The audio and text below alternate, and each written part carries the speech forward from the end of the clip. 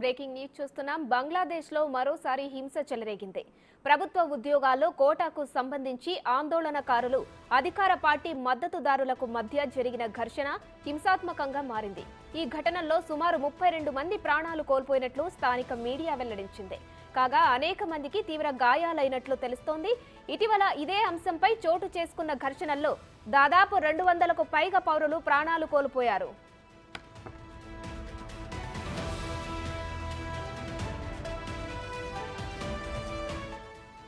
బంగ్లాదేశ్ లో తాజా పరిణామాల నేపథ్యంలో అక్కడున్న భారత పౌరులను భారత రాయబార కార్యాలయం అప్రమత్తం చేసింది.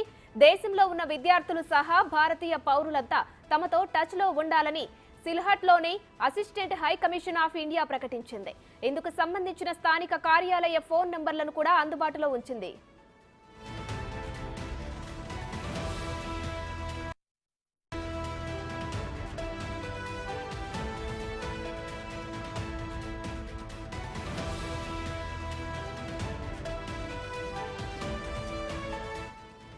ఘర్షణల నేపథ్యంలో దేశవ్యాప్తంగా ఇవాళ సాయంత్రం నుంచి నిరవధిక కర్ఫ్యూ విధించాలని బంగ్లాదేశ్ హోంశాఖ నిర్ణయించింది. మరోవైపు నిరసనల పేరుతో విధ్వంసానికి పాల్పడేవారు విద్యార్థులు కారని, ఉగ్రవాదులని ప్రధానమంత్రి షేక్ హసీనా పేర్కొన్నారు. అటువంటి వారిని అణిచివేయాలని పౌరులకు పిలుపునిచ్చారు.